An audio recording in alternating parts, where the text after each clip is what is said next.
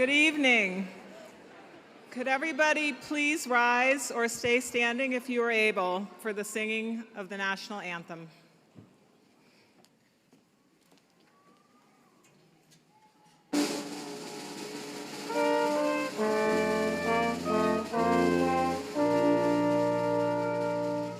Oh, say, can you see by the dawn's early light what so proudly we hailed at the twilight's last gleaming, whose broad stripes and bright stars through the perilous fight o'er the ramparts we watched were so gallantly streaming, and the rockets' red glare, the bombs bursting in air, give proof through the night that our flag was still there.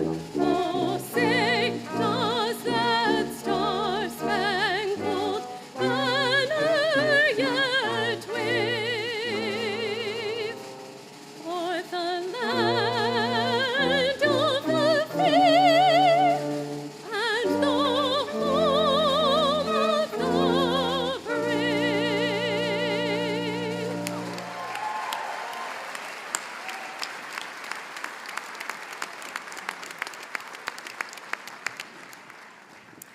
Please be seated. Good afternoon. I am Melinda Pettigrew, the Dean of the School of Public Health, and it is my absolute pleasure to welcome you today to the commencement ceremony for the class of 2024.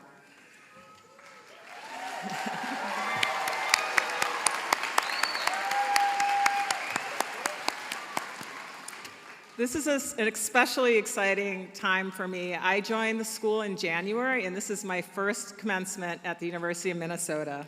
And I'm absolutely thrilled that we have such a beautiful day to welcome you, including those who have joined us via the live webcast for today's ceremony. Given the geographic diversity of our student body, our graduates have families and friends watching from all over the world. During today's ceremony, I invite you all to follow us on Instagram and post a congratulatory message of your own by using the hashtag SPHGrad. Faculty, you're also invited to join in the online congratulations and to help spread this exciting news about this year's extraordinary graduating class. Before we begin, I want to acknowledge that the School of Public Health at the University of Minnesota Twin Cities is built within the traditional homelands of the Dakota people. Minnesota comes from the Dakota name for this region, Minnesota Makoche, which loosely translates to the land where the waters reflect the skies. It is absolutely critical and important that we acknowledge that the peoples on whose land we live, learn, and work as we seek to improve and strengthen our relations with our tribal nations and partners. We also have to acknowledge that words are not enough. We must ensure that our institution provides support, resources, and programs that increase access to all aspects of higher education for our American Indian students, staff, faculty, and community members. Our school's commencement ceremonies remind the faculty why we chose a career in higher education and in public health. You, our students, came here from all over the globe for this education, mentoring, and training that you'll need to make the world a better and healthier place so that we can really truly achieve our mission of health equity for all. We are honored to have been your partners and guides as you launched or grew your careers and honed your vision for how to create a world where health is really, truly a human right. Today marks a milestone for our students as they forge the future that they want for themselves and for others. And 2024 is a milestone for our school as well.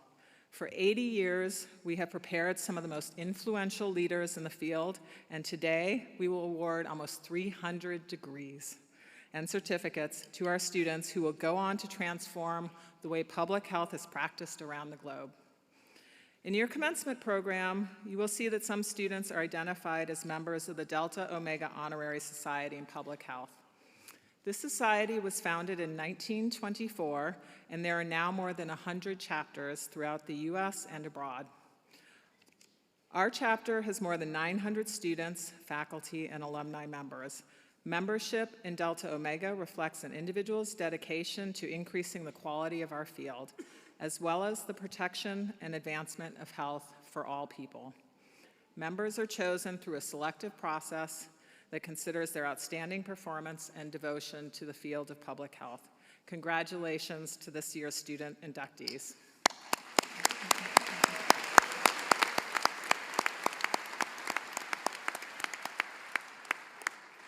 We have a fantastic ceremony today. Many thanks to everyone who contributed to this celebration. First, let me introduce you to those who are on the stage. When I call your name, please stand so that we can recognize you. Representing the University of Minnesota Board of Regents, Regent Mary Davenport.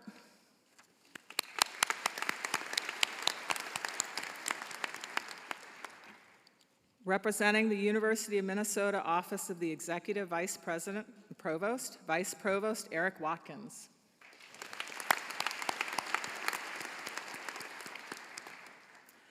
From the School of Public Health, Associate Dean of Education and Student Engagement Betsy Wattenberg, Associate Dean for Research Nancy Sherwood, Associate Dean for Faculty Affairs Lynn Eberly, who is not able to join us today, Dean Emeritus John Finnegan, and former Interim Dean Tim Beebe. You can stand.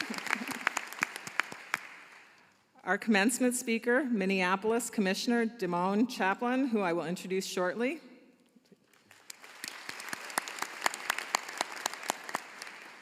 The President of the School of Public Health Alumni Society Board, Susan Lepke, class of 2007.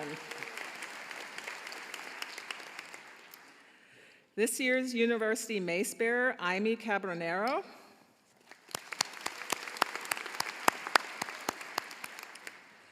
Our 2024-25 SPH Student Senate President, Rama Abufor.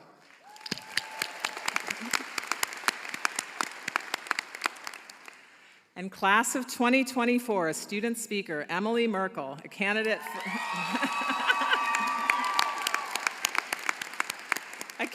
for an MPH in community health promotion. Our faculty come to us from backgrounds in more than 24 fields of graduate study, including anthropology, chemistry, engineering, mathematics, microbiology, psychology, and sociology, giving our students incredible insights into the opportunities to improve public health.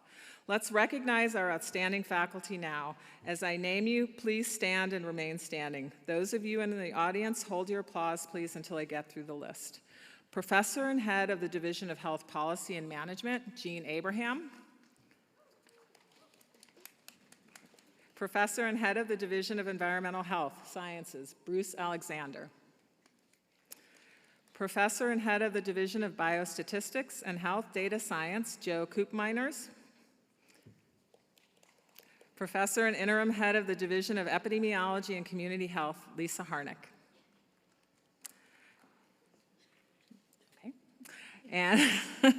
And we have faculty representing each of these divisions on stage today. Faculty of the school, would you please stand so that we can recognize you?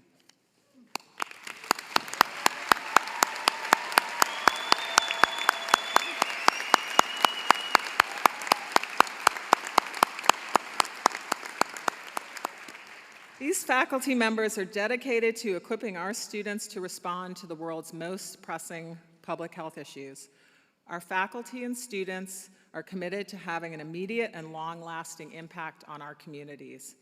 Graduates of our certificate programs have gained skills in focused areas of public health that will complement their current careers and improve the health of our communities. Our Master of Public Health grads will shape public policy. They will develop evidence-based programs and outreach and work in public health agencies, non-governmental organizations, and healthcare and community settings. Our Master of Science graduates have gained critical skills in big data access, management, and analytics. They'll bring their skills as clinical researchers to the world of public health. Graduates of our Master of Healthcare Administration program will serve the changing landscape of healthcare and forge new and sustainable futures for these organizations. Our PhD graduates will become the next generation of public health scientists, both in the public and private sectors, and about half of them will go on to academic careers. Regardless of their degrees, our students are extremely well positioned to shape a healthier future for all people. Our programs and research have evolved since 1944 to meet the needs of the current communities and public health efforts. But our focus and determination to protect and promote the health of populations around the world has never wavered. For you, our graduates, the future will hold astonishing opportunities and advances in technology, but you'll be met with some challenges. Rising economic inequality, structural racism, and their impact on health and health inequities. The global challenges that come with a changing climate. Newly emerging and re-emerging infectious diseases, the threat of which we know all too well. The rise in gun violence and gun-related deaths.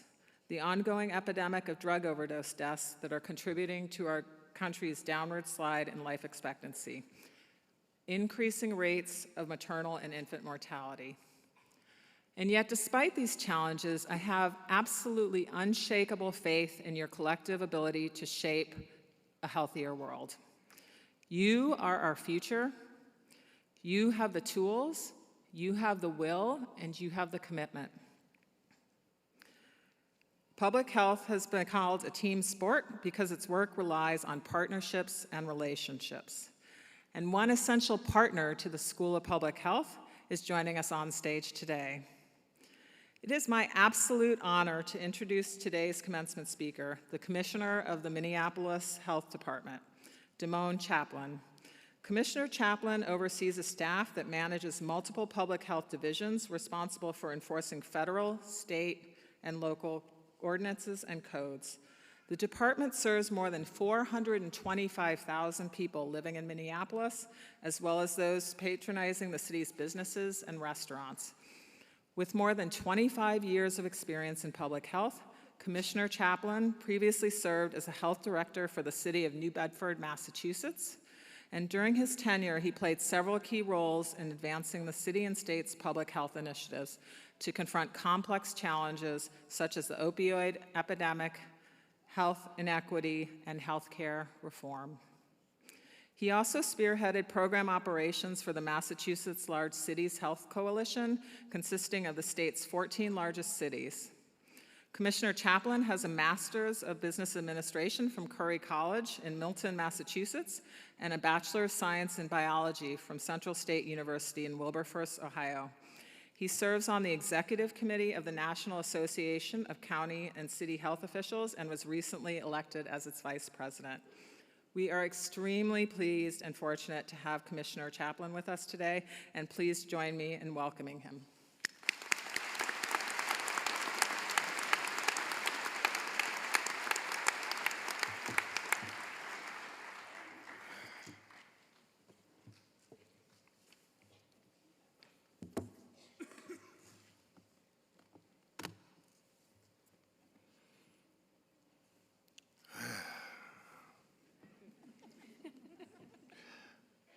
Before I start, please give our graduates a round of applause, please.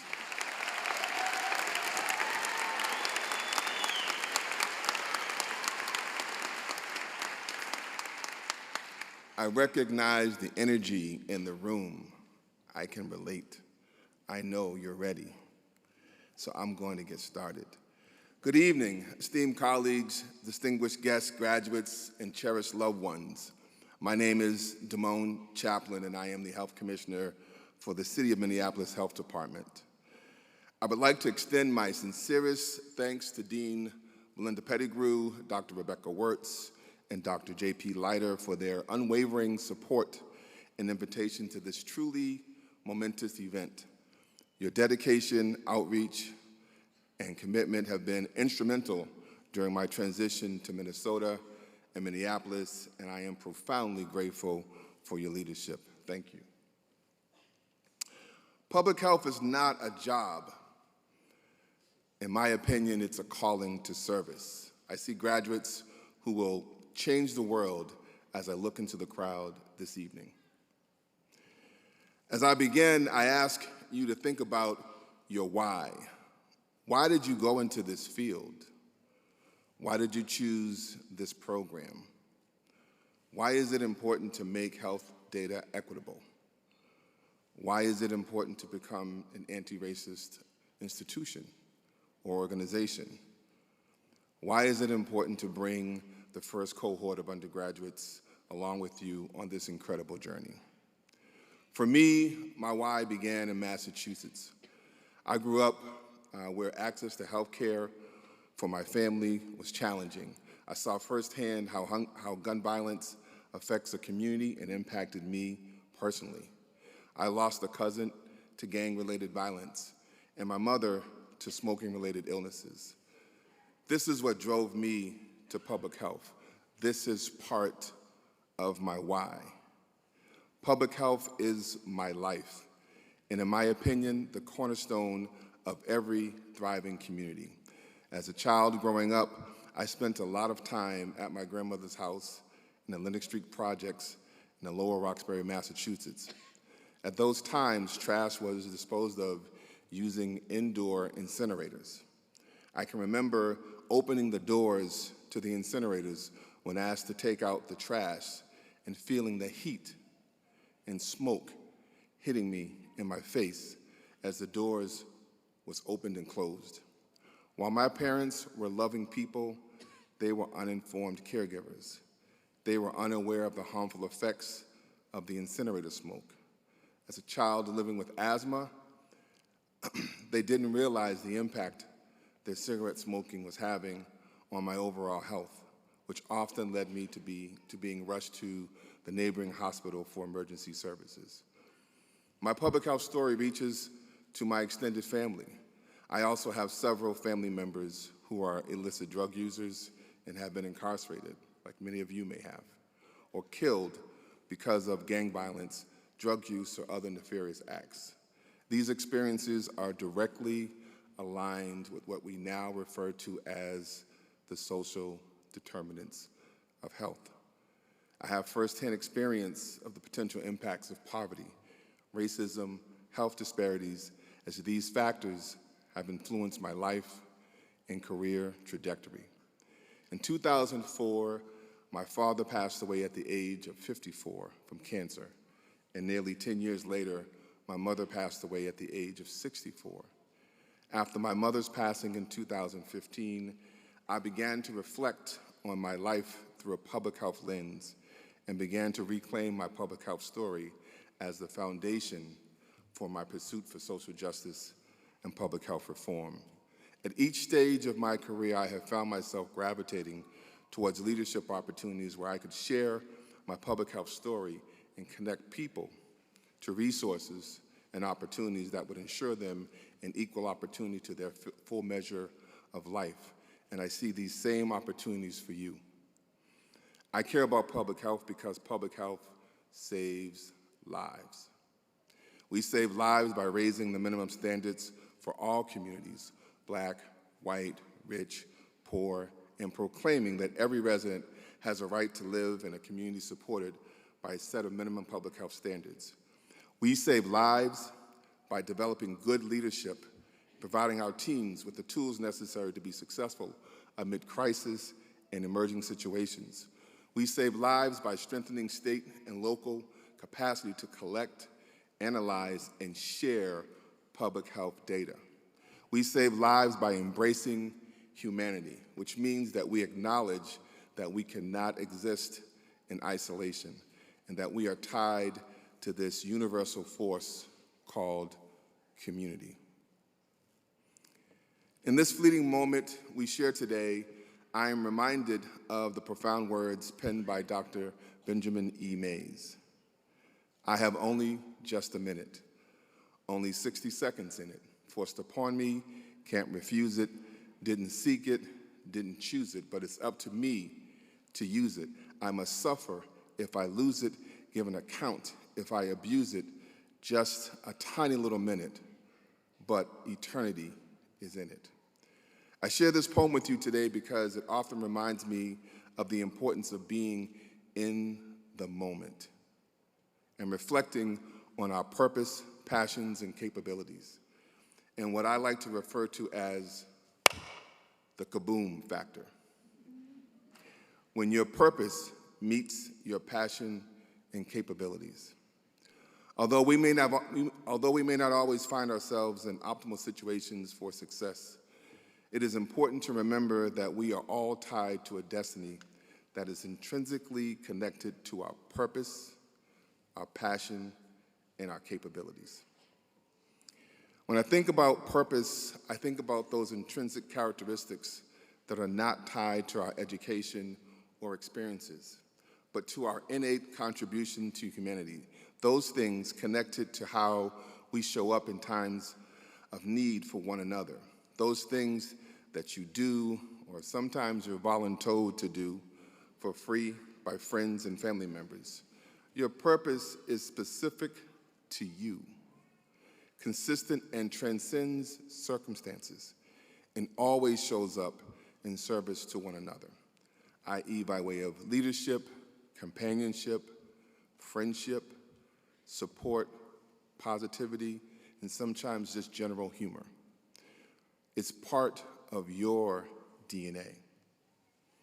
As I reflect on my purpose, my why, I think about when I was a 12-year-old boy living in Lowell, Massachusetts, playing with a friend at a nearby playground. This friend began to have an epileptic seizure at the park. Scared and not sure of what to do, but knowing my friend needed help, I carried that person to a nearby fire station for help. Moments like these amplify my why, my internal desire to always want to help other people. I can remember as a teenage boy, being invited to a church retreat with a friend.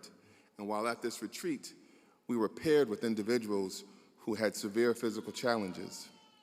And although the key objective of this program was to pair individuals with partners who could assist them with their physical needs, I can assure you that during this retreat, there was an equitable exchange of both physical and spiritual support between all of us.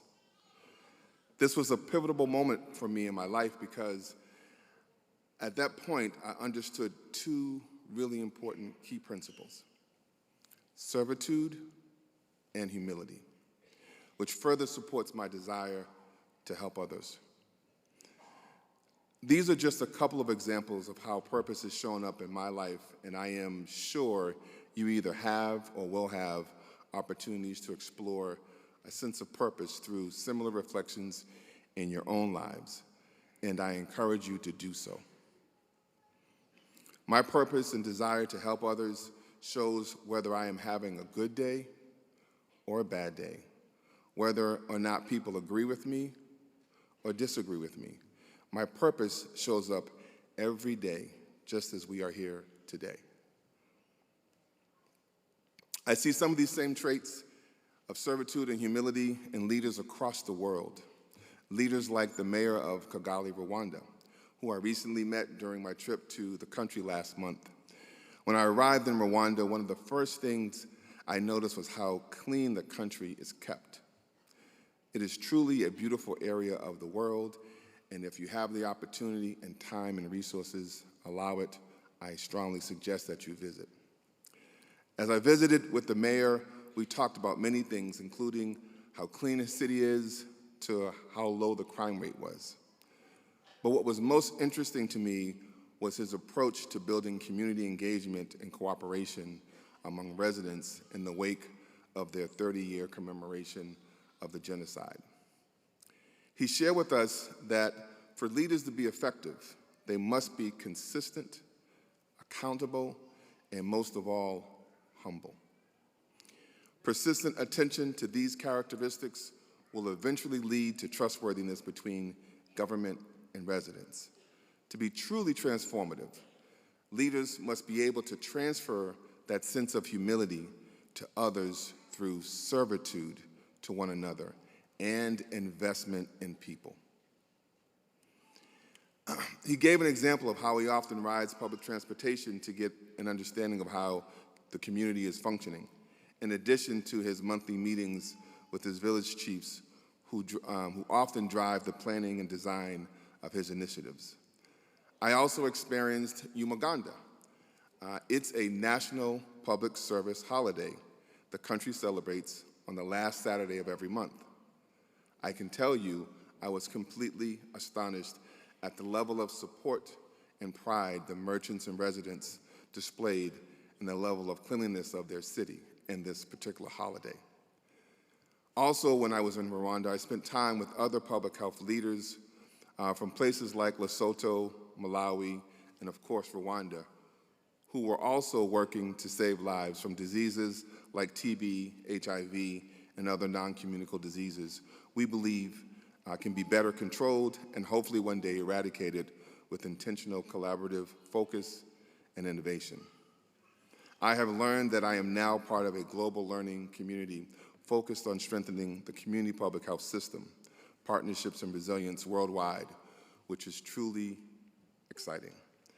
As you can probably guess and get a sense, I am passionate about the work that I do. Passion is a combination of love and hate. It is the thing we hate to see and would love to change. It is that gnawing sensation in your gut that gets you up in the morning and keeps you up and awake at night. It is that driving force that compels you to do something. Growing up severely impoverished has driven me to want to end the cycle of poverty in urban communities. It helped me gain a greater understanding of some of the root causes of generational poverty, like chronic disease, chronic violence, and racism. At the Minneapolis Health Department, we are piloting anti-racism and equity leadership training protocols that focus on assisting entry-level staff to identify their purpose, their passion, and their capabilities early in their careers. This will allow them to best maximize their time, opportunity, and experiences. They have even gone so far as to refer to themselves as the future. You stand at the threshold of a new chapter, ready to embark on journeys that will shape your lives and impact the world around you forever. But before you take that next step, let us pause to acknowledge those who have come before you and those who will come after you. Let us reflect on our purpose, our passion, and capabilities, the countless hours of hard work, sacrifice, and determination that brought you to this moment. Each of you have overcome challenges and obstacles along the way, and I challenge you to push yourselves towards that leading edge of change. Learn to embrace those galling moments of change, but know that through perseverance and resilience, you will emerge stronger and more determined than ever before. You have forged lifelong friendships, created lasting memories, and laid the foundation for a future filled with promise and possibility. As you stand on the brink of new beginnings, carry with you the lessons learned, the wisdom gained, and the dreams that have fueled your journey thus far. In the words of Maya Angelou, we may encounter many defeats, but we must not be defeated. As you venture forth into the unknown, do so with courage, conviction, and a steadfast commitment to making a difference in the world. To the graduates, I offer you my heartfelt congratulations. May you continue to strive for excellence, chase your dreams with passion and purpose, and to always remember the power of a single moment and how it can shape the course of history as it has for me, and I am confident it will for you. To your loved ones who have supported you every step of the way and whom you owe an immense debt of gratitude, your love, encouragement, and unwavering belief in your graduates' abilities have been a guiding light, and for that, I am sure they are eternally grateful. As you bid farewell to this chapter of your lives and look ahead to the endless possibilities that await you, do so with hope in your hearts, joy in your souls, and gratitude for the moments that have brought you to this remarkable day You are future leaders. Transfer humility through your leadership. Be human, be humble, and be ready to respond to the needs of the moment. Thank you, and may we cherish this moment, for eternity is truly in it. Congratulations.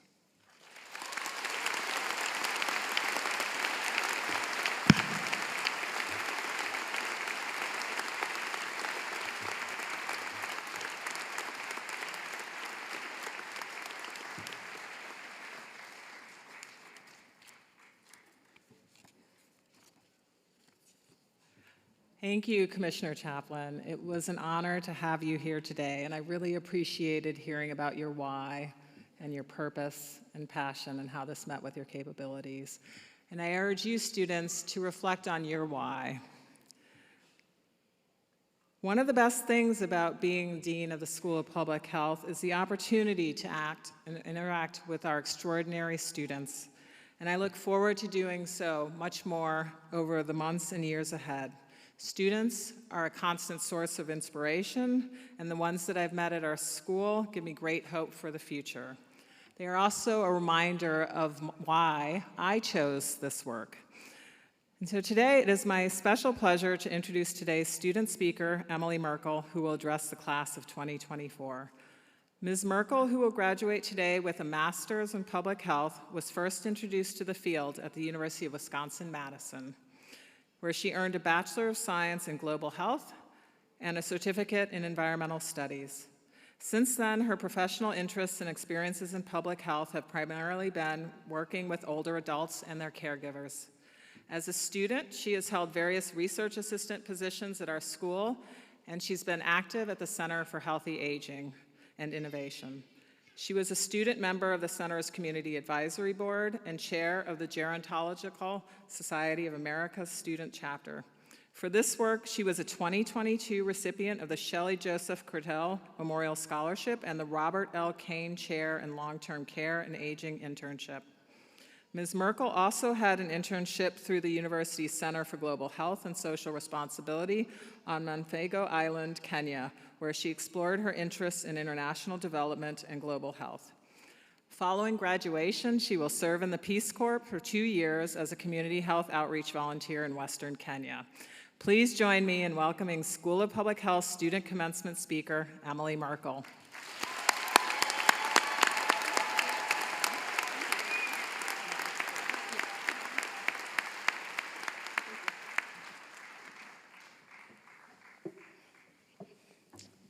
Good evening, graduates, faculty, staff, friends, and family. I am honored and humbled to be speaking to you on this exciting day. I first want to congratulate my peers on their graduation.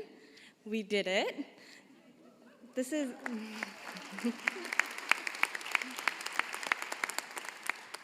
not a small feat, and you should be so proud of all your hard work during your time here at the University of Minnesota.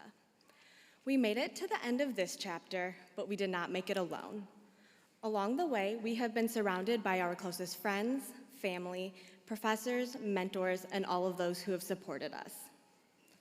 While I have always known that the relationships and the people I surround myself with are important, the past 2 years have shown me the powerful, meaningful relationships.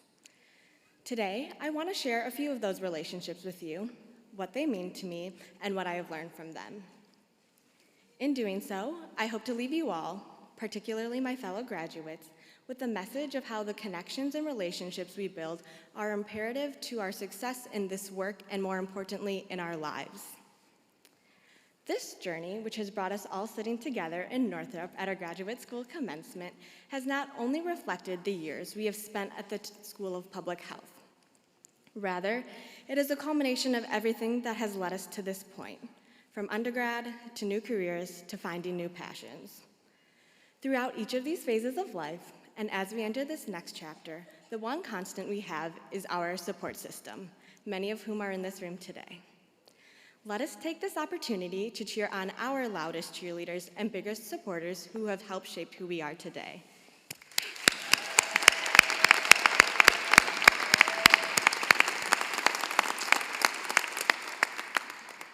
Now, the first relationship I want to share with you is the one that has been foundational since the beginning of my life, my parents.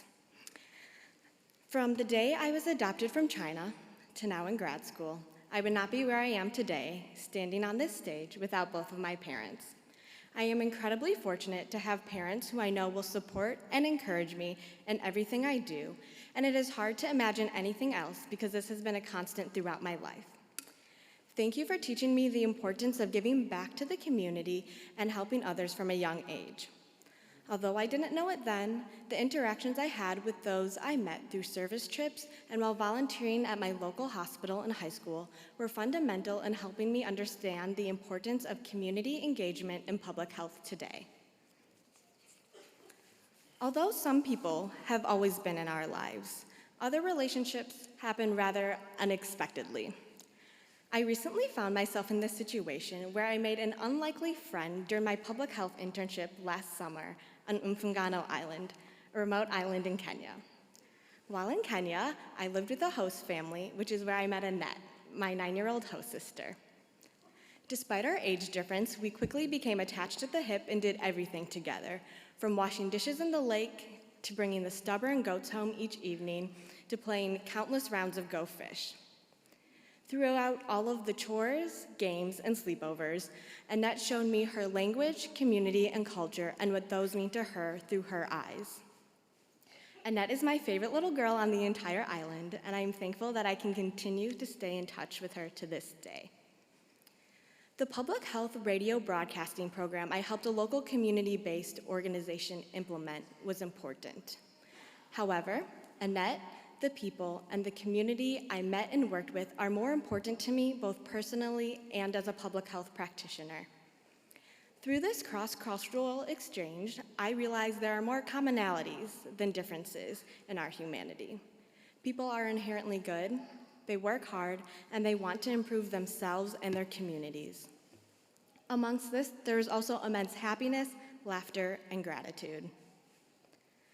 During my time on the island, I learned the phrase Turi Alala, which in the native Suba language means we are together. It is in these few words that I find the most meaning and truth because we cannot do this work and life alone. The relationships we make with others today can change lives and last a lifetime. And finally, the relationship that has helped me grow the most professionally is with those in my community health promotion cohort. Although we were a group of strangers less than 2 years ago, we have now created our own community. Throughout this time, I've had the privilege of getting to know and working with these individuals and so many others, both in and out of the classroom. Former Vice President Hubert Humphreys said, "The greatest gift of life is friendship, and I have received it." Thanks to all of those I've met during my time at the U, I have been fortunate to receive that gift as well, and for that, I am forever grateful. My favorite parts of grad school have been our cohort get-togethers, including bowling, the Professional Student Government Gala, and the many happy hours. Together, we survived biostats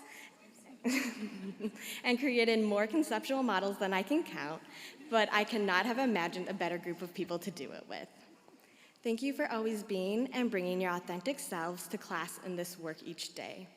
The innovative ideas and subject matter expertise brought to each group project and insightful class discussion have created a rigorous and productive learning environment that has questioned, challenged, and expanded my current ways of thinking. I encourage you all to continue voicing your lived experiences and perspectives because they are important and meaningful. While many of us came into public health to help others, remember that sharing your own story is equally powerful and brings meaning to this space. I have loved hearing all of your stories, and I thank you for allowing me to share mine. Your passions, drive, and fearlessness to do right in the world and dismantle the oppressive institutions perpetuating harm continue to inspire me. From internships in Ghana to facilitating microaggression workshops on campus, we are already doing the hard work and making a difference in people's lives and in the field of public health. Although public health continues to face workforce and resource challenges, I believe this cohort and graduating class of public health practitioners Having lived through pivotal moments in public health history, including the height of the COVID-19 pandemic and the murder of George Floyd, is now uniquely equipped with the knowledge, drive, and experiences to push the boundaries of public health research, interventions, and policies to address the socioeconomic disparities and social injustices that persist. This is hard work, and it cannot be done alone. As public health practitioners, we must continue building relationships to break down the silos both within our own profession and across disciplines. We are the future of public health, and we get to decide what this field will look like for ourselves and for generations to come. With the passion, skills, and motivations to do good in this world, I am excited to see what we create. So, with these lofty goals in mind, prioritize the relationships with those who energize you, make you happy, support you, and push you to become a better version of yourself each day. The people in our lives matter, and they shape who we become. Continue to learn from those around you and lean on the communities you are a part of and work with. Try new things and get uncomfortable because you never know who you will meet and what experiences will change your life. We will never forget the people who have touched our lives. So, I ask you, who is on the list of people who got you to this very moment? And more importantly, on whose list are you? Thank you.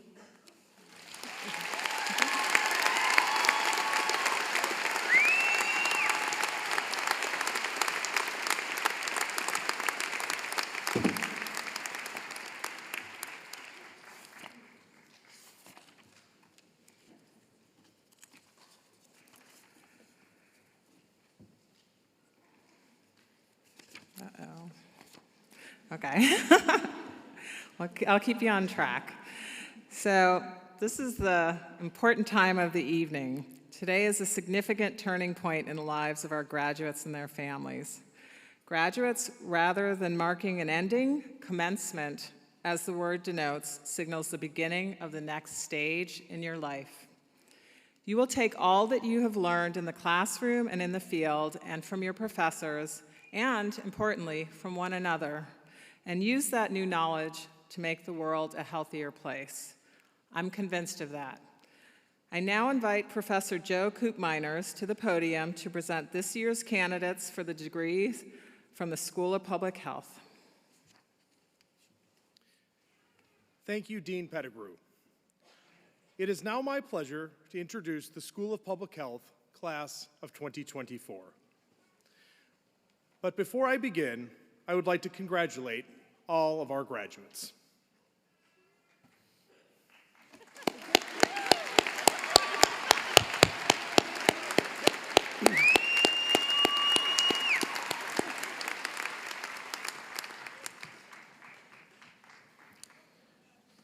We will begin with our Master of Healthcare Administration, who completed the residential MHA program.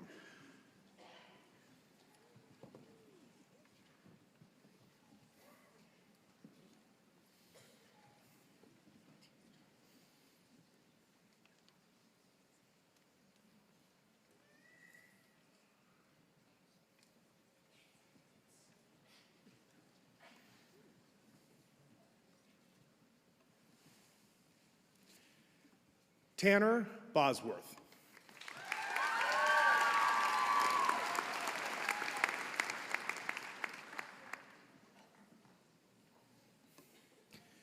Jesse Beeson.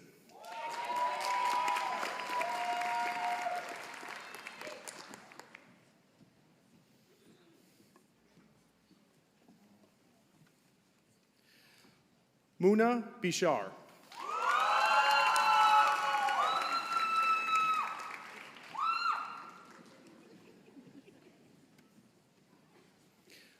Josh Ani.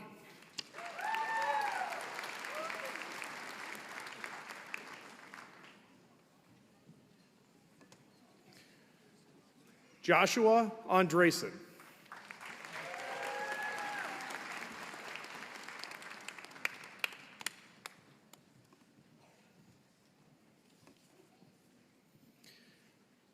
Jad Abu Rajeli.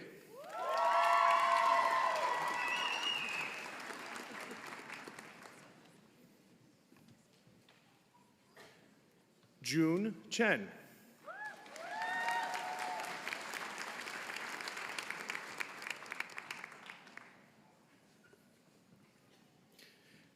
Daniel Caulfield.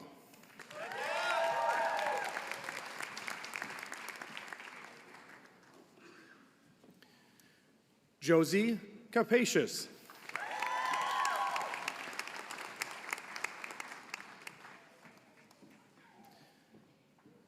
Carlos Cabrera.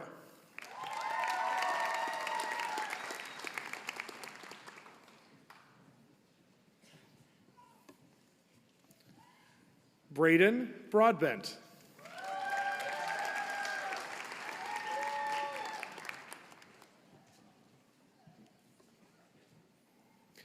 Daniel Breslin.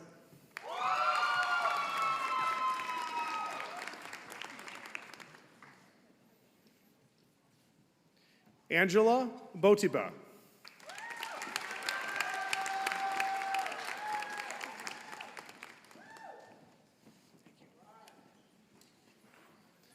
Cameron Maddox.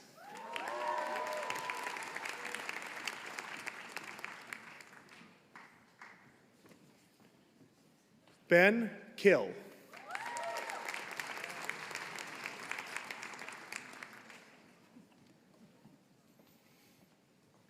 Ankith Candy Valley.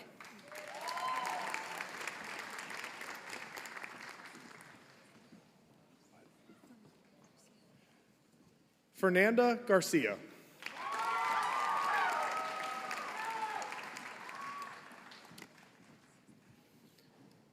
Kalian Fricky.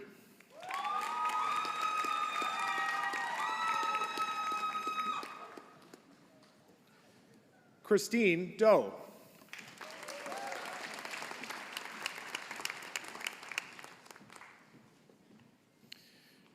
Olivia Costley.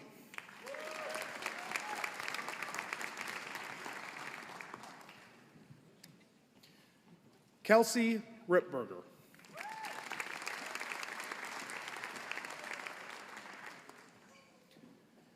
Remy Patel.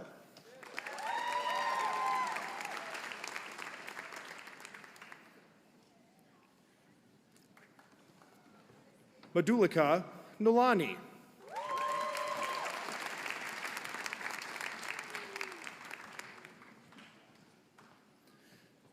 Nivian Mora.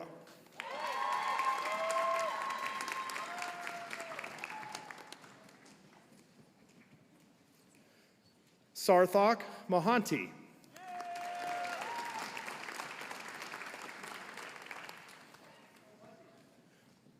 Consuelo Mendoza.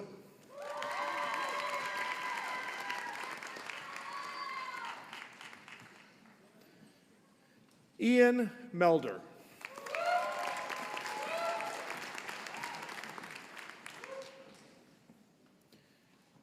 Karthik Viuru.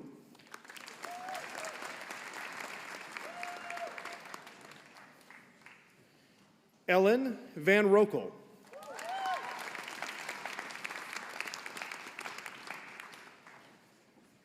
Gina Sung.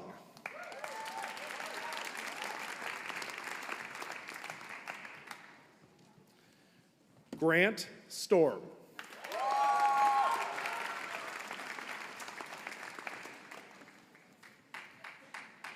Ernie Simani Kunrod.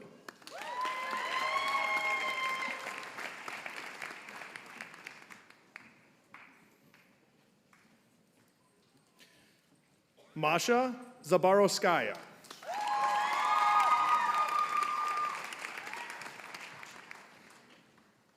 We will now recognize our executive MHA program. Emily Fick Comstock.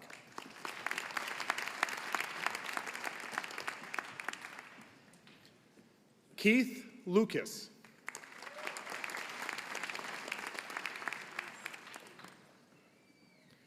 Tara Miller.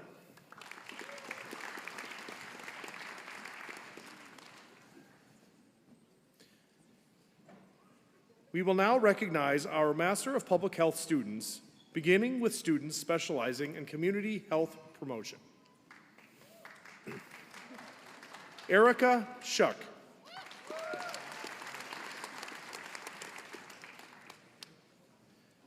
Mackenzie Farrington.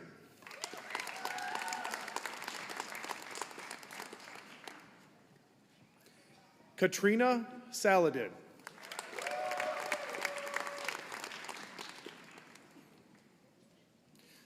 Alondra Velez Cabrera.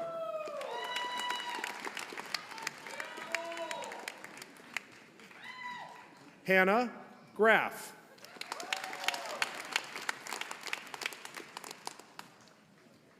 Sebram Heron.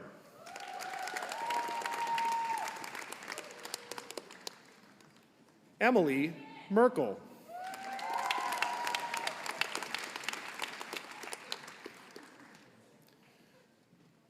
Josephina Gaula Tao.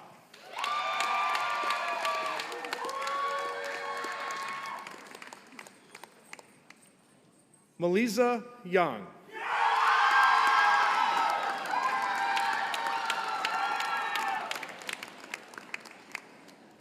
Dur Tao.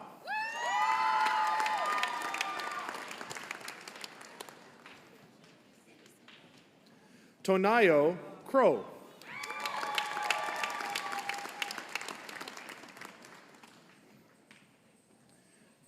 Ria Ali.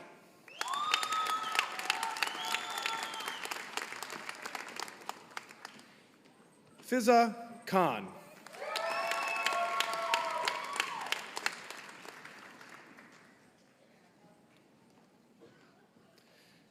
Megan Waller.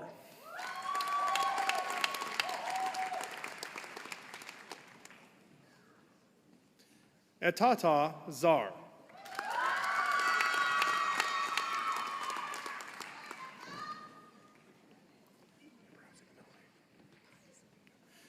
Sonia Bondison Midels.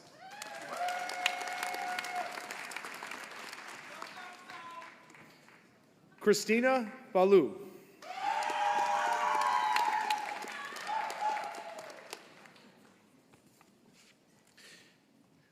We will now recognize our Master of Public Health students specializing in environmental health. Gabriel Stark.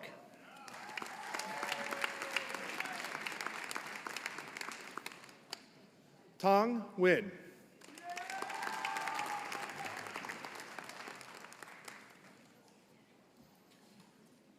Hope Salome.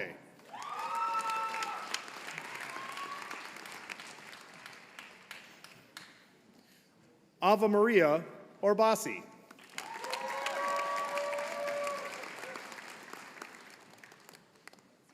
Sherry Crocker.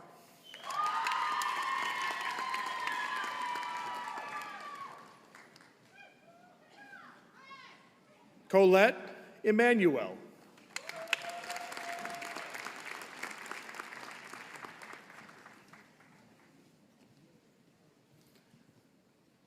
Annika Bennett.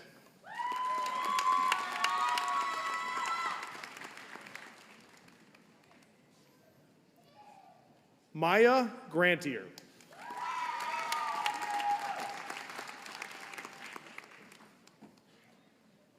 McKenna Haas.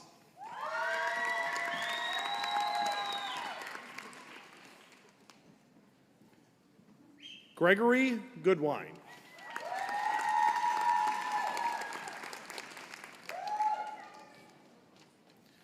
Myra McKee.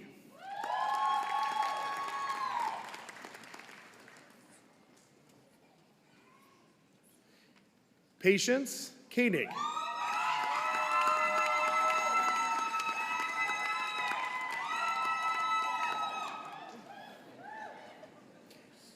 J. Dave Golakota.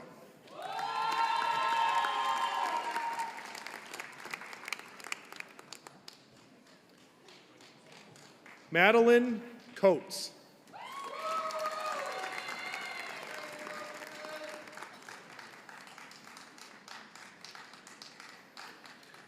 Kevin O'Hanlon.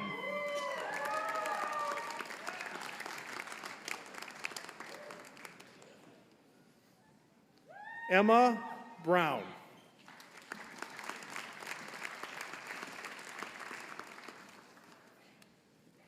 Sarah Zentner.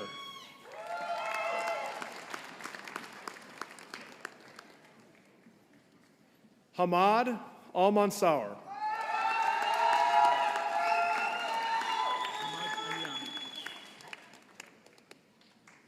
Hamad Aliyami.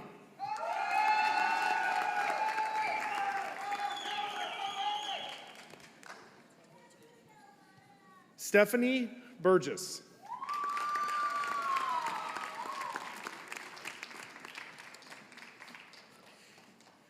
We will now recognize our Master of Public Health students specializing in epidemiology.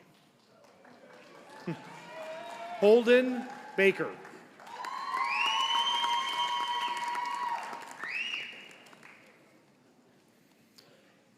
Tobin Chu.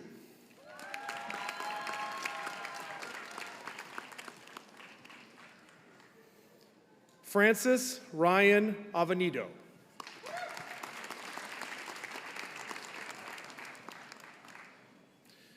Lauren Cheetah.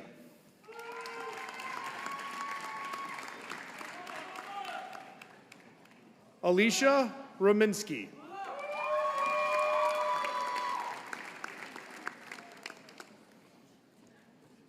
Benjamin Jorgensen.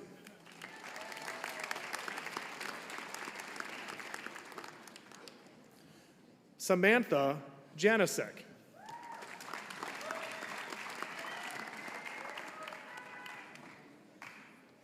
Camille Samuelson.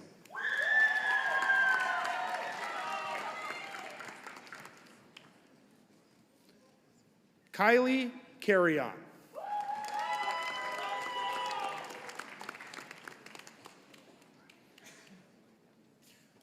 Anna Chan.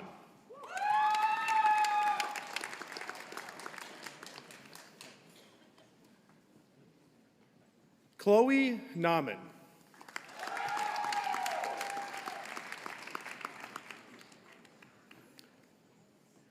Xinqing Li.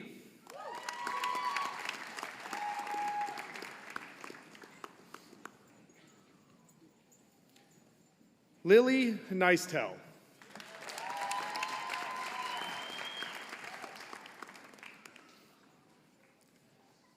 Natalia Lakomsky.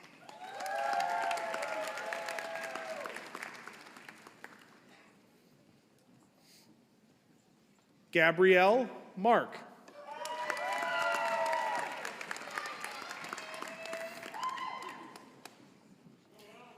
Emma Dennis.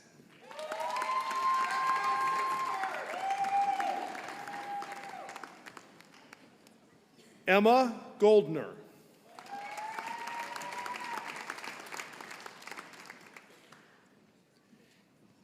Madison Cordell.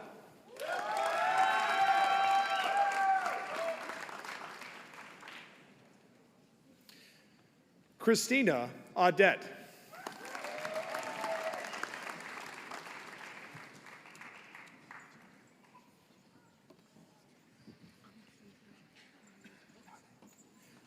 Ankitha Mane.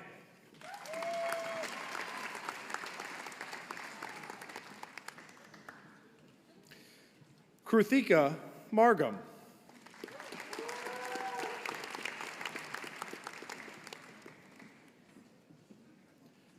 Anya Knott.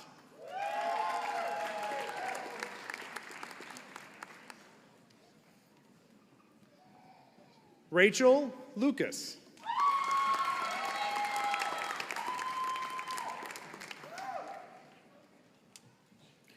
Stephanie Konidu and Champong.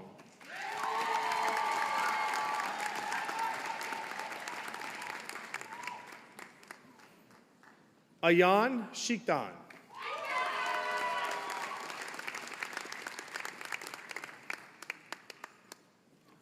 Siri Tasa.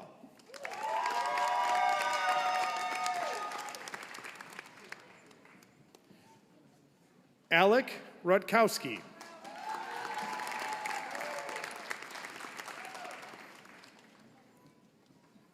Sierra Jungles.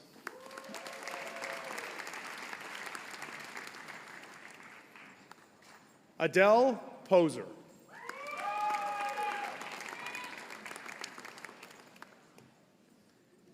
Taylor Fricker.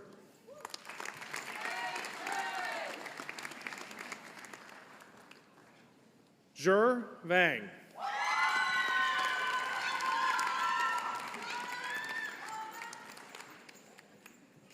Madeline Moore.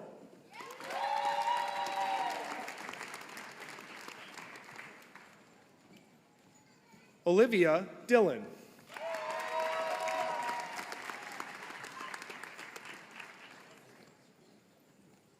Danielle Lapointe.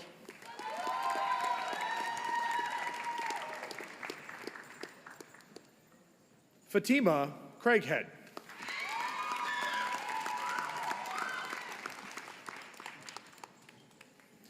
Manuel Calzada Oyarzabal.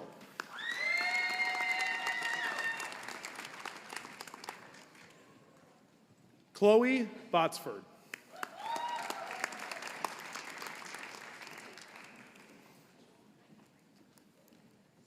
Michaela Owens.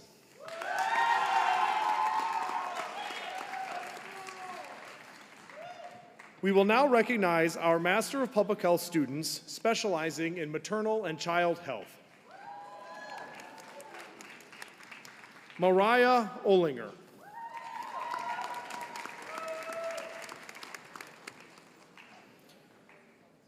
Shantae Jones.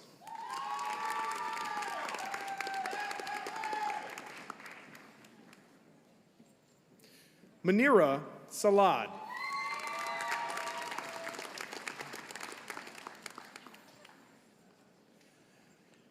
Fatumata Jete.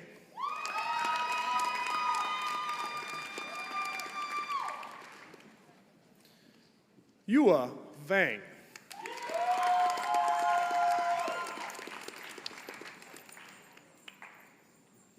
Hilda Davis.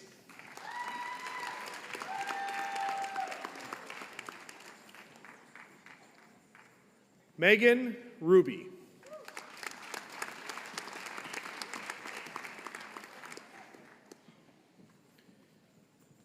Ifejeso Salam.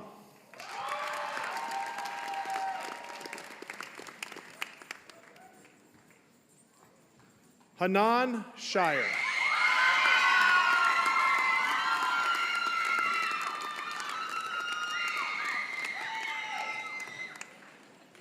Catherine Linz.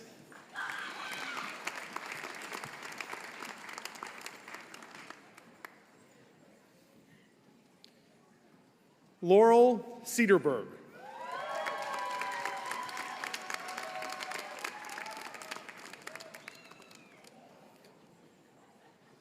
Anna Haugen.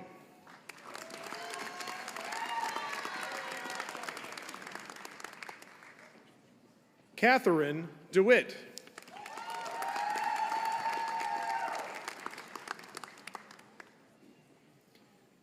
Vivian Pham.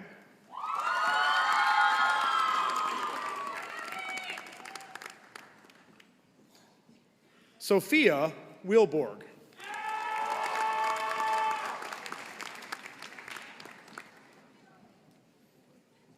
Anna Olson.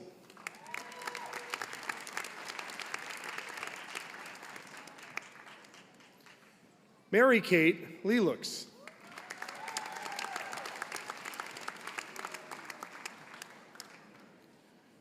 Yolanda Condler.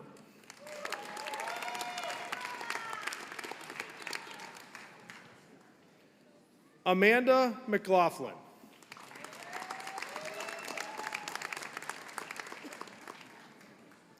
Kayla Solwald.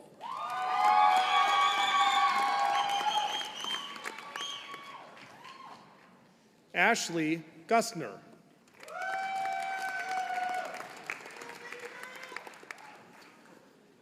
Cassandra Mohawk.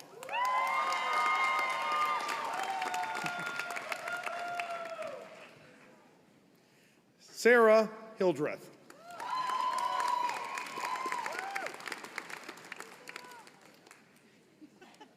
Estefania Enriquez Lutha.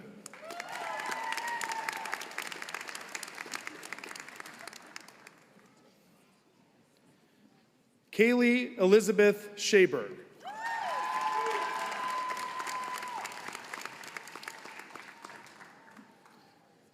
Abigail Hudson.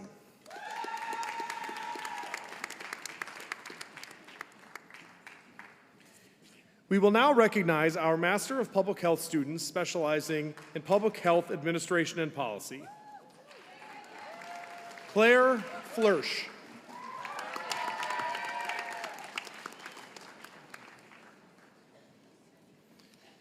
Michelle Crandall.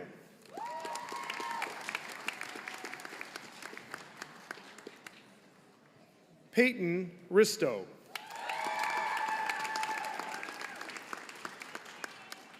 Emma McGrew.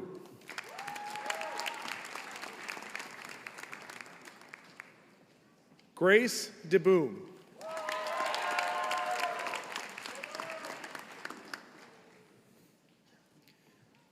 Kaylee Lammers.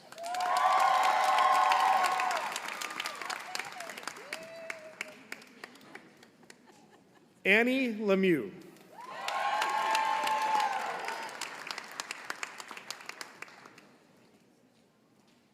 Michelle Lowe.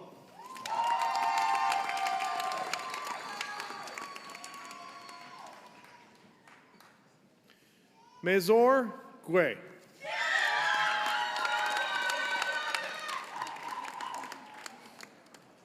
Paige Lundberg.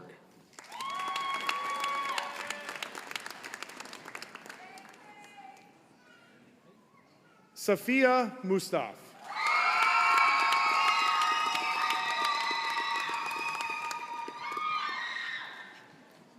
Carrie Watson.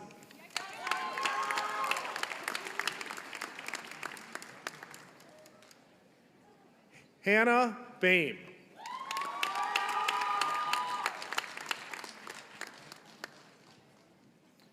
Sarah Bediaco.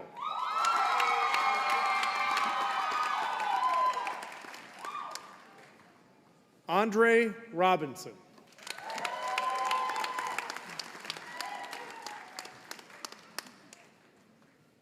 Hannah Alabsi.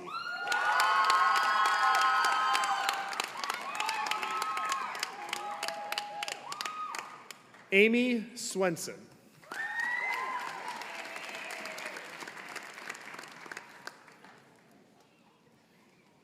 Vidushi M. Jain.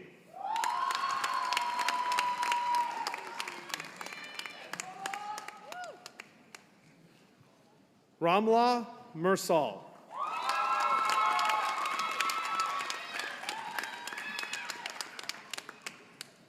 Diane Sherwin.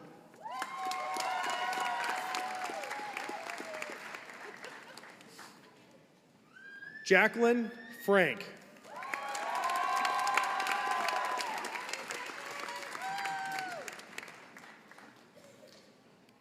Carson Crane.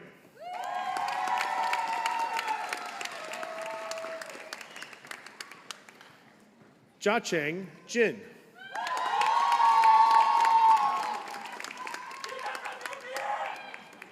Mary Fleming.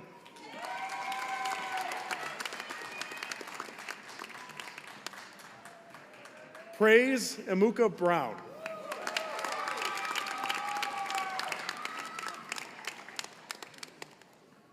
Sarah Vermeland.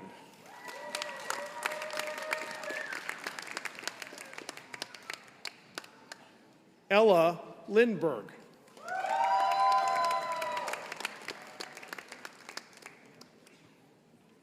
Megan McFarling.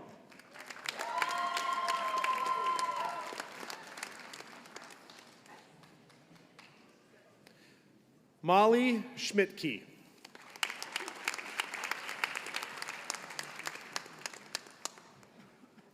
Quinn Nelson.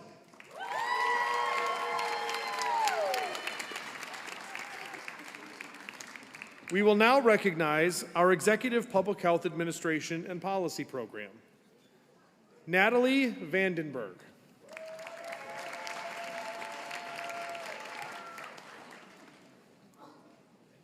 Miamone Quigley.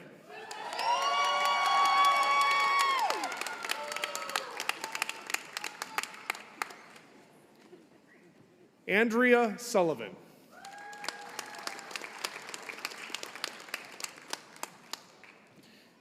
Leah Belgard.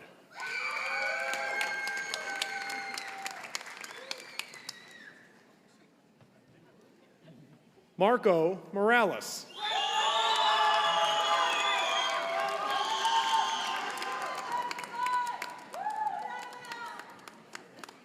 Yuyi Yang.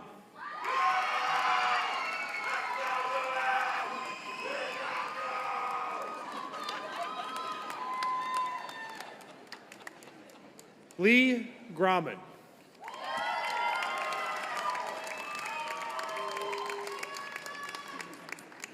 Jacqueline Schomer.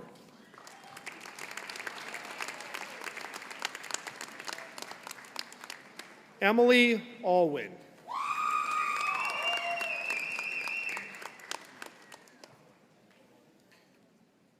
Brittany Linen.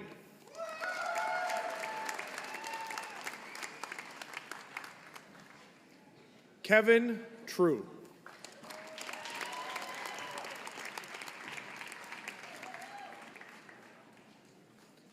Shannon Neal.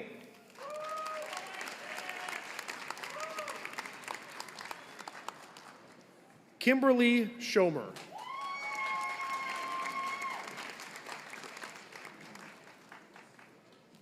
Stacy Hammer.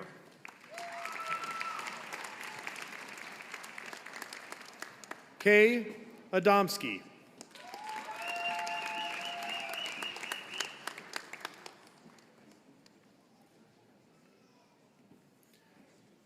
Alan Talaga.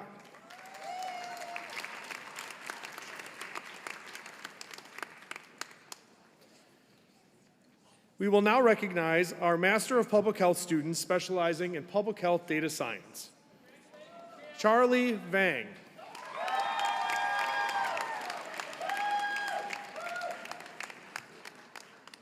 Sarah Vadness.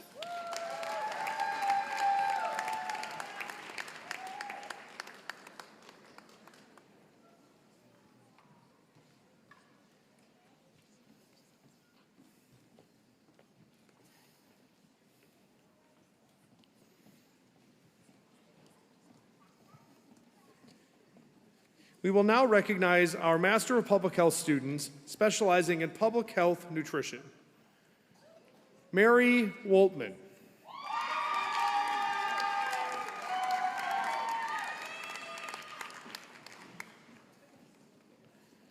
Mark Colleran.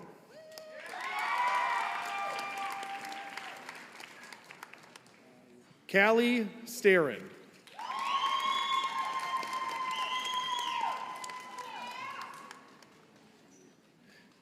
Marin McGuire.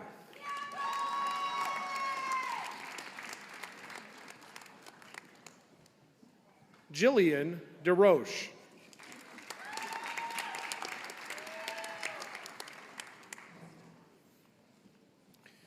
Rebecca Ciccone.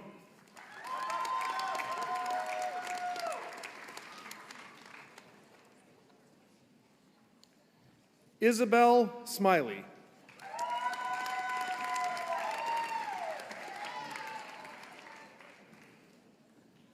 Emilia Porter.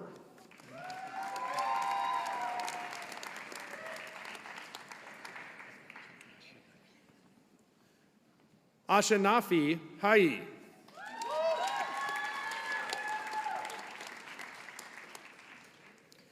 Amelia Starr.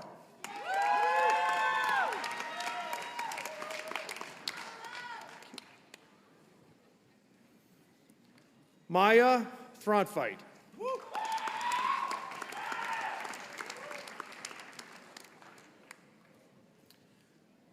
Garrett Pesey.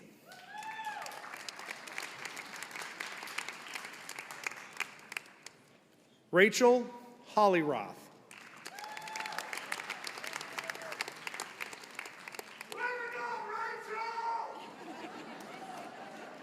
We will now recognize our Master of Public Health students specializing in public health practice. Alita Stevens.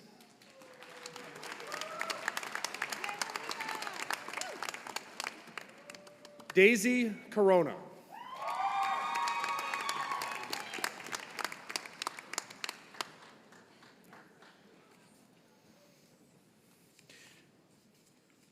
We have additional graduate to recognize. Kenneth Alderks graduated with the Master of Public Health in Interdisciplinary Studies in 1977. He was unable to attend his graduation ceremony due to his professional role at the time, and so we honor him today with the opportunity to walk across the stage after a 28-year career in public health and social work.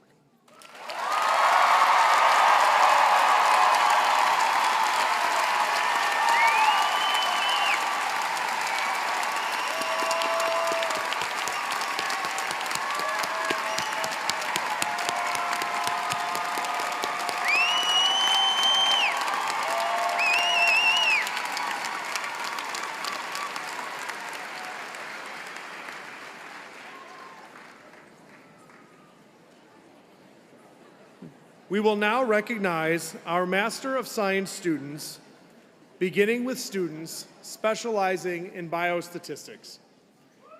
Rachel Cho.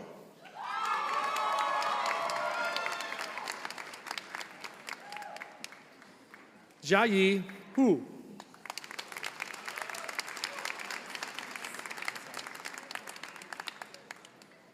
Julia Consans.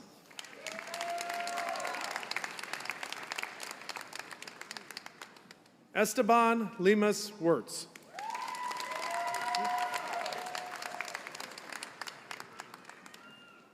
David McGowan.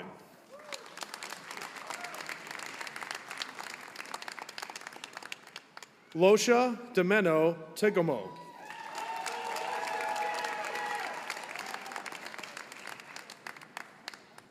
Ben Peterson.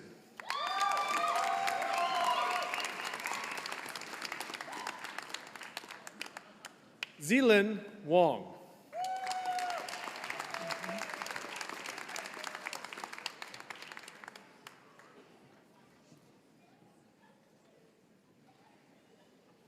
Zhanfeng Wong.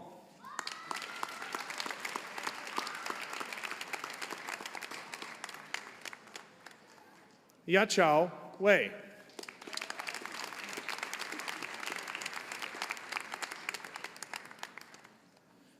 Yang Xie.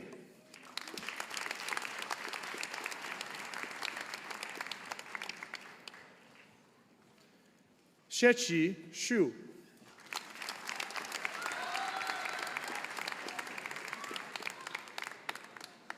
Can Zhang.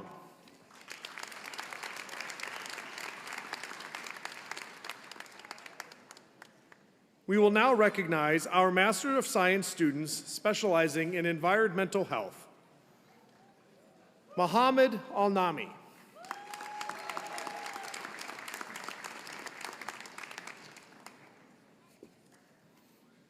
Brooke Bovey.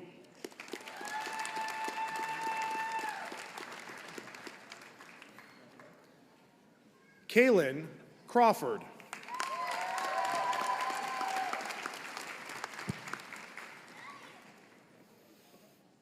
Elvis Tita Dinga.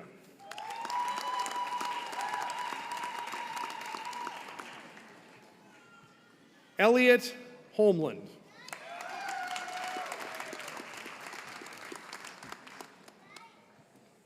Lauren Sherman.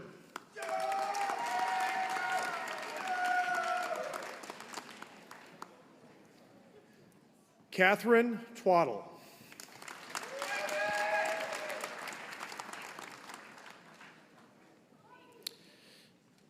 We will now recognize our Masters of Science students specializing in epidemiology.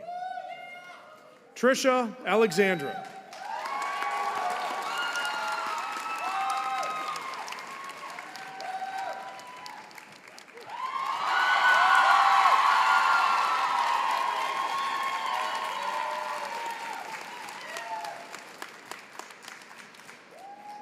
We will now recognize our Masters of Science students specializing in health services, research, policy, and administration. Jamie Odanga.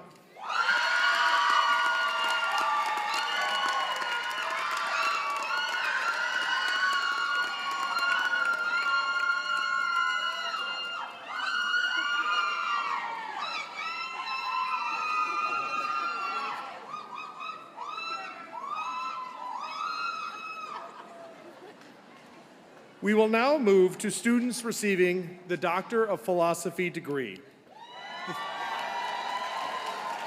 the greatest honor in the School of Public Health. Earning a doctoral degree is a milestone achieved by less than 2% of the global population. It is a joy to honor our doctoral students today, to celebrate their achievement with you, their loved ones, to mark the end of this journey and collectively look forward to all they will do next. We will begin with students receiving their PhD in biostatistics. Our first student, we now welcome Quentin Neville, who is receiving their PhD in biostatistics and will be hooded by Lin Zhang.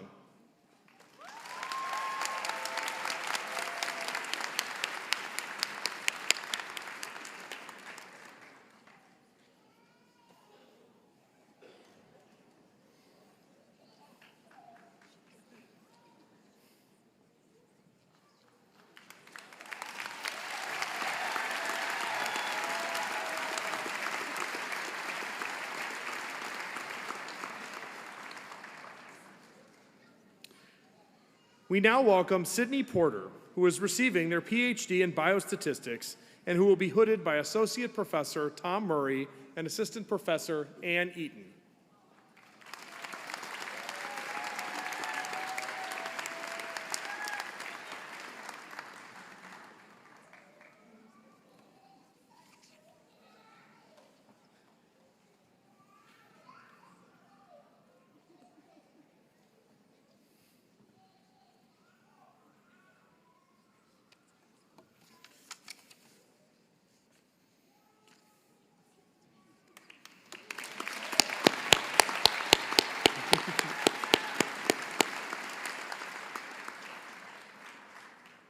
We now welcome Solveig Wasfed, who is receiving their PhD in biostatistics and who will be hooded by Associate Professor Julian Wolfson and Assistant Professor Jared Hewling.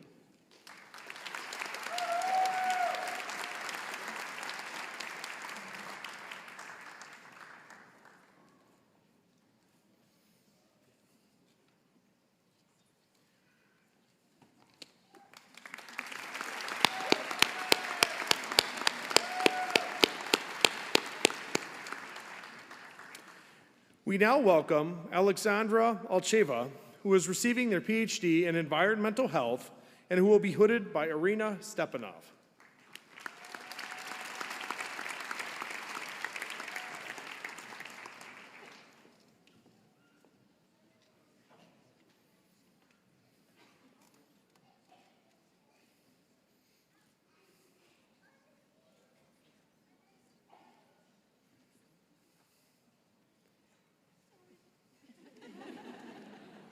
I was going to help you, but.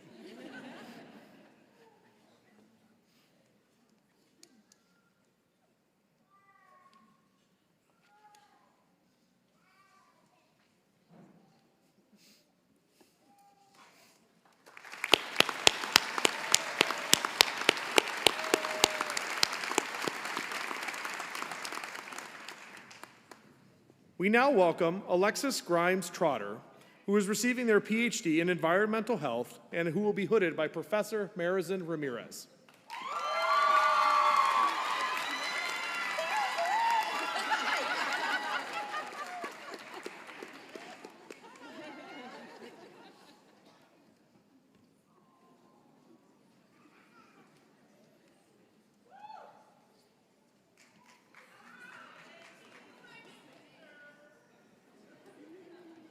Wait, I think you're upside down again.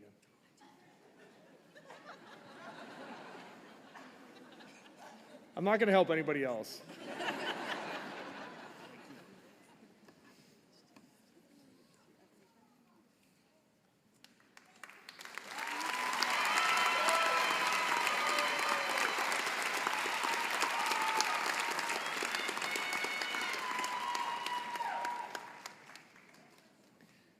We now welcome Adam Moskowitz, who is receiving their PhD in Environmental Health and who will be hooded by Assistant Professor Catherine Schofield.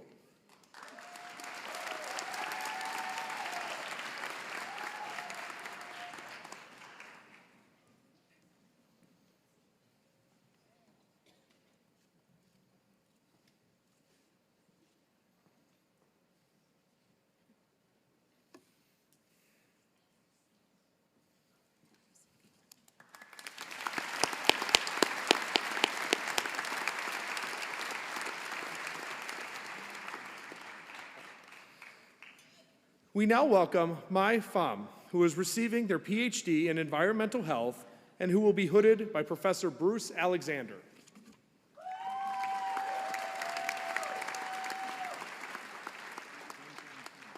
Oh, and Young Kim.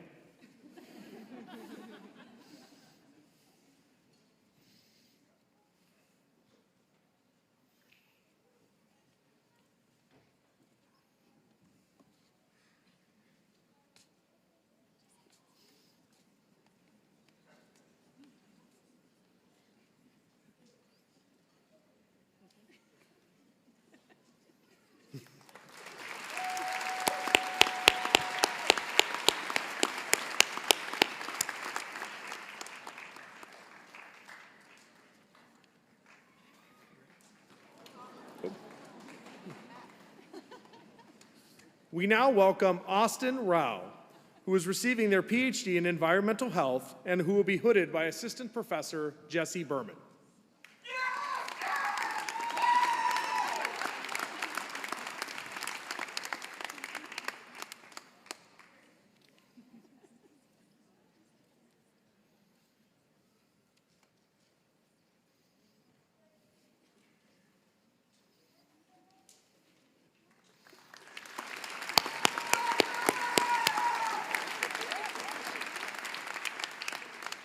The assistant professors have all done a great job. We now welcome Nathan Wright, who is receiving their PhD in Environmental Health and who will be hooded by Professor Marizan Ramirez.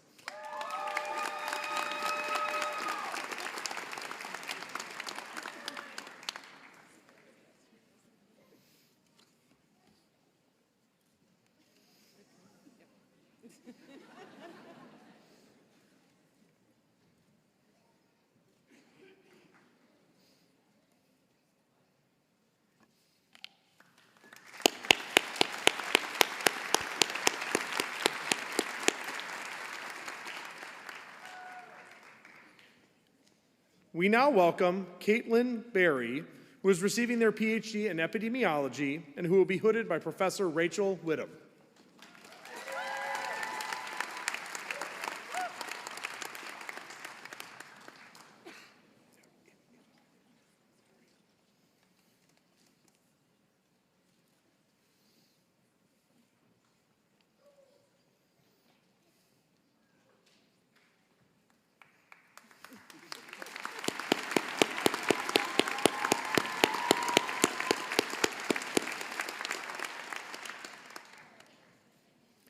We now welcome Inari Mohammed, who is receiving their PhD in Epidemiology and who will be hooded by Assistant Professor Kelly Searle and Professor Rachel Whittam.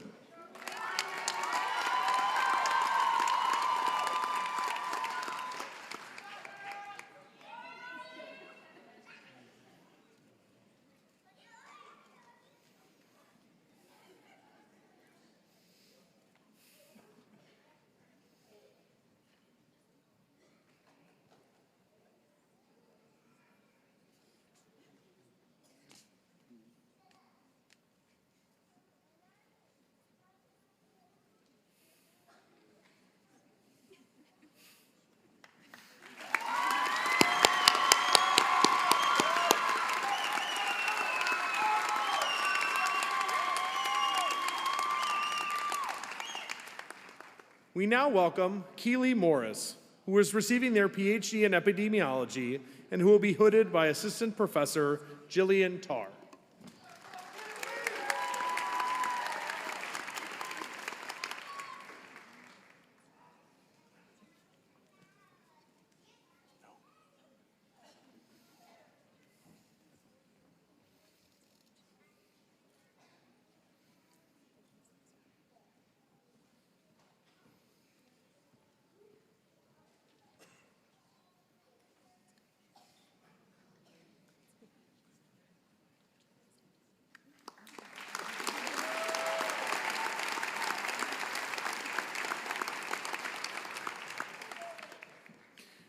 We now welcome Katie Reinhardt, who is receiving their PhD in epidemiology and who will be hooded by Associate Professor Susan Marshall Mason.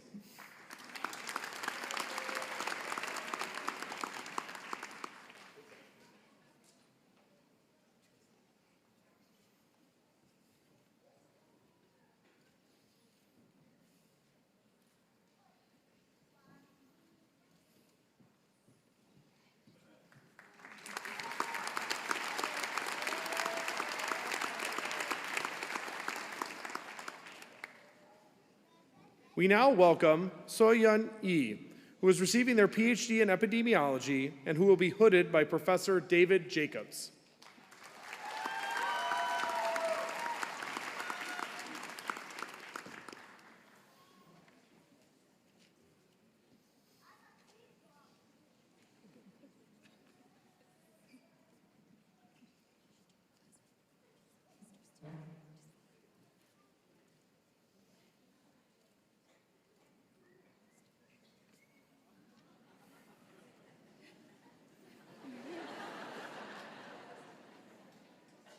I think you had it right.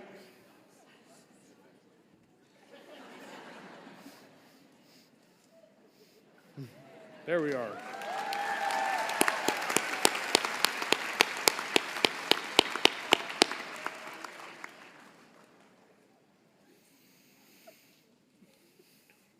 We now welcome Hamdi Abdi, who is receiving their PhD in Health Services Research Policy and Administration, and who will be hooded by Professor Sarah Gallus.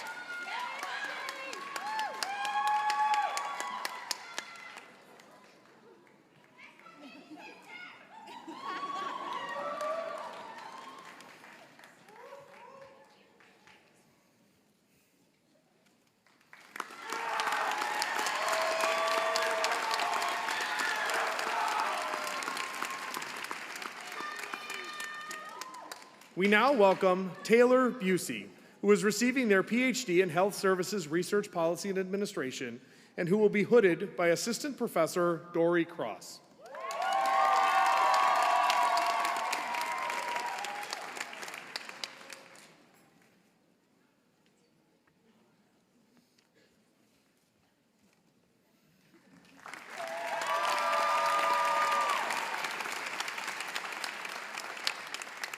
We now welcome Asha Hassan, who is receiving their PhD in Health Services Research Policy and Administration, and who will be hooded by Professor Rachel Hardiman.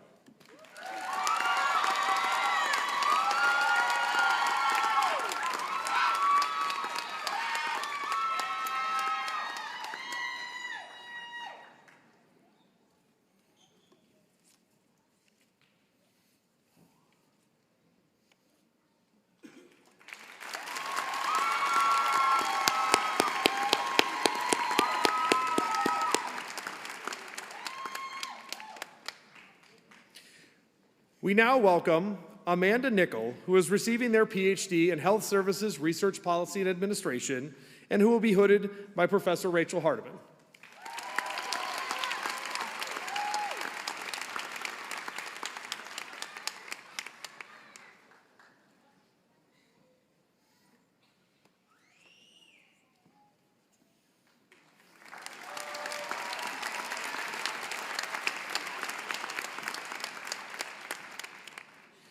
We now welcome Cynthia Pondo, who is receiving their PhD in Health Services Research Policy and Administration, and who will be hooded by Professor Kathleen Call.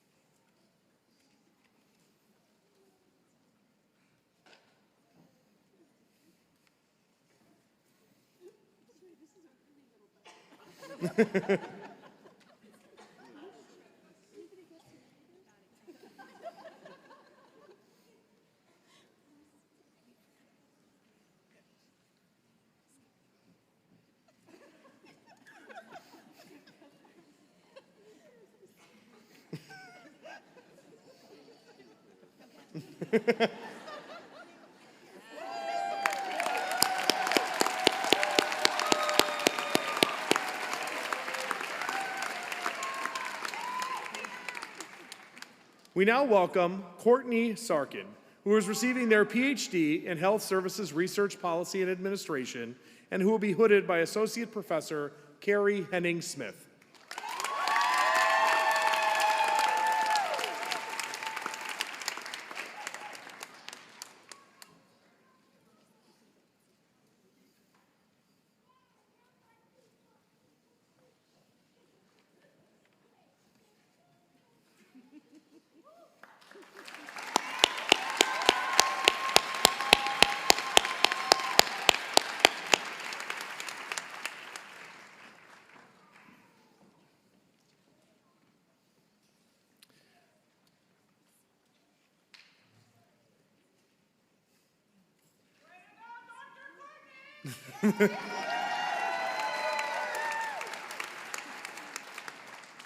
Congratulations to the School of Public Health, class of 2024.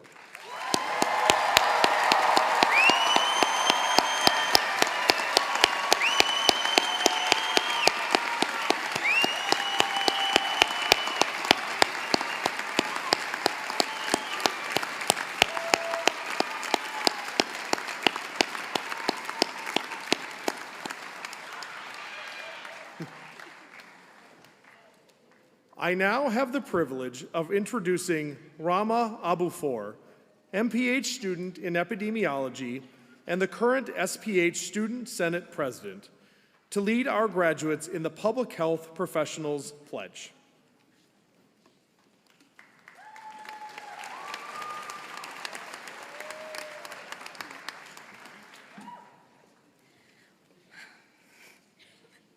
One of our most treasured commencement traditions is the recitation of the Public Health Professionals Pledge. This statement affirms our shared goal in promoting the health of populations, and it unites us as a profession. Class of 2024, it's been a privilege to learn from and grow alongside you throughout this past year, and a joy to be able to celebrate all of your hard work and major accomplishments through this very special occasion. It's an honor to lead you in the pledge, which is printed on page 27, the final page of your program. Graduates, please stand as you're able and repeat after me.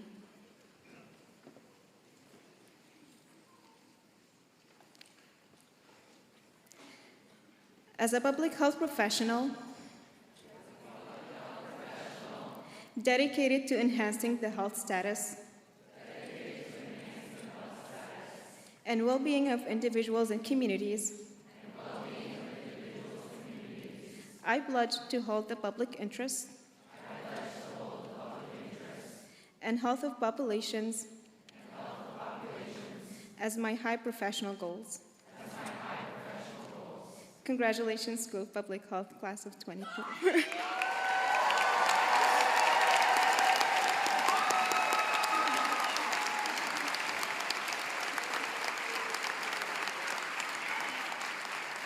Graduates, please be seated.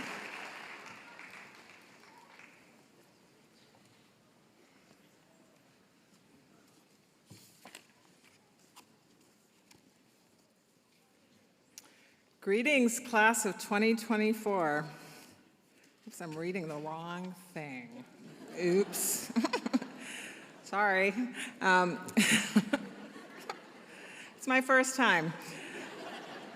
Graduates, you are soon to be official alumni of the School of Public Health. Our alumni family includes more than 12,300 living alumni and stretches across the globe. SPH alumni have become national health leaders, health system CEOs, state epidemiologists, and experts within the World Health Organization, and they serve on the ground in communities across the country to increase well-being among all people. You join legions of dedicated professionals who share your commitment to make the world a healthier place, and I have no doubt that you too will make your mark. Here to deliver a message of welcome is Susan Lepke, President of the School of Public Health Alumni Society Board. Ms. Lepke received her Master of Public Health degree in Health Administration and Policy in 2007. She is the Senior Director of Public Policy and Strategic Partnerships for the Association for the Advancement of Blood and Biotherapies. Ms. Lepke is responsible for advocacy and public policy initiatives to improve patient access to transfusion medicine and biotherapies. Ms. Lepke has over 15 years of experience in healthcare reimbursement, access to care policy and analysis, and stakeholder engagement. She has worked with a multitude of community partners, policymakers, and patients to focus on strategies to better improve patient lives. Please help me welcome Susan Lepke.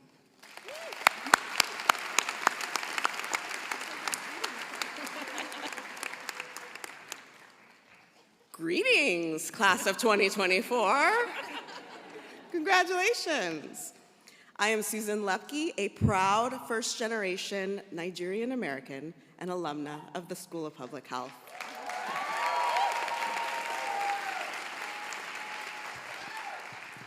Today marks a significant milestone as we extend our heartfelt congratulations to all of you, the newest members of our vibrant and illustrious alumni community. It is a privilege to stand before you, a community of scholars, caregivers, and compassionate souls, united in our dedication to public health and the betterment of humanity. Reflecting on our rich history, let us take a moment to acknowledge the legacy of excellence that has defined our Alumni Society since its inception in 1982. From humble beginnings to global recognition, our School of Public Health has been a beacon of hope, innovation, and service. As we stand on the shoulders of those who came before us, we carry forward their legacy with pride and determination. The first degrees of public health and first degrees and certificates of public health were awarded by the university in 1935. Today, as you step into the fold of our alumni community, you join a distinguished cohort of over 12,000 individuals scattered across the globe, each a testament to the impact of our shared mission. From the bustling streets of our hometowns to the far reaches of distant lands across the globe, our alumni are at the forefront of public health, tirelessly working to safeguard the well-being of communities near and far. In a world beset with challenges, the importance of public health has never been more evident.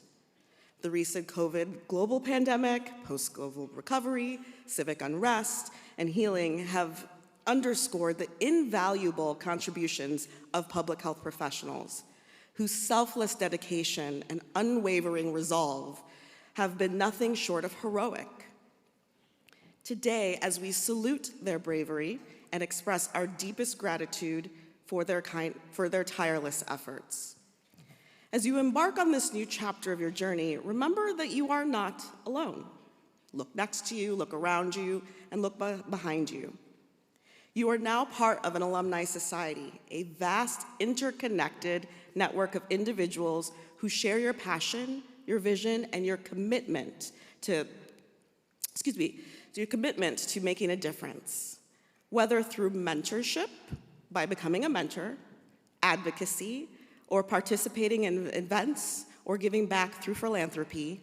You can shape the academic experience for students who follow in your footsteps. And guess what?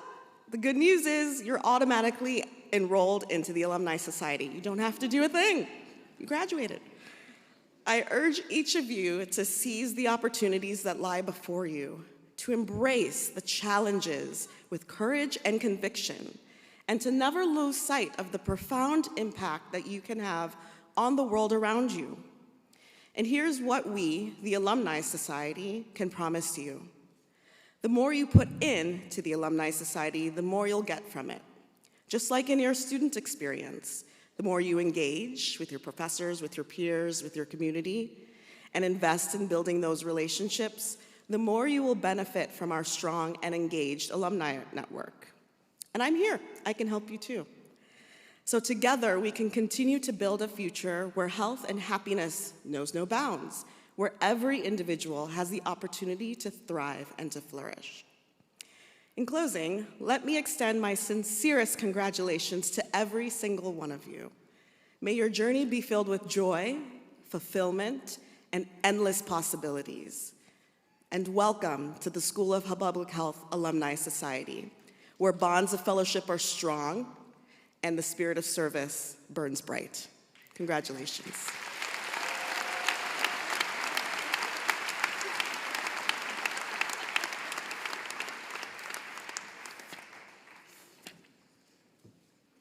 Next, I'd like to introduce Regent Mary A. Davenport to confer your degrees. Regent Davenport, as Dean, it is my pleasure to present you the 2024 graduates of the School of Public Health. Graduates, please rise and welcome Regent Davenport.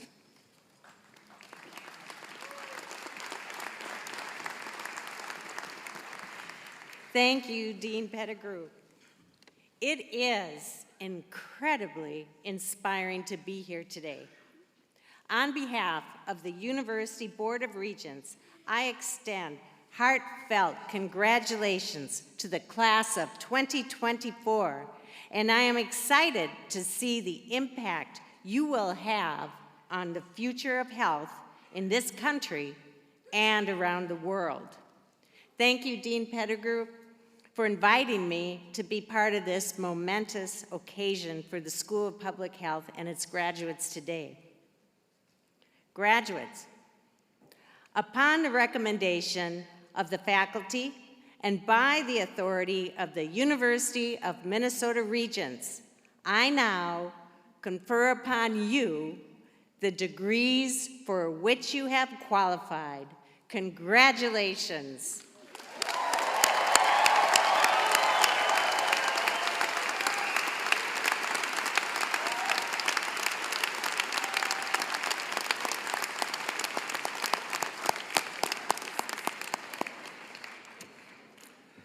Graduates, you have come to us from all around the world with a rich diversity of life experiences.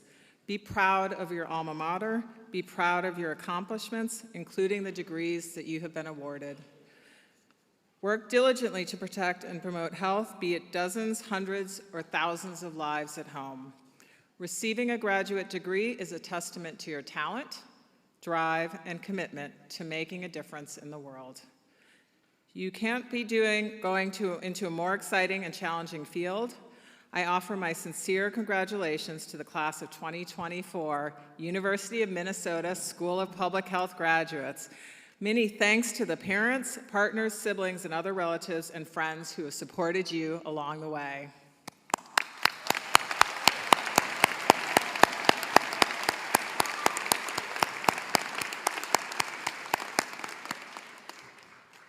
We ask guests to please remain seated until our faculty and graduates have exited the auditorium. After the recessional, we will invite you to continue past the lobby onto the plaza to meet your graduates for a reception. Thank you and have a wonderful evening.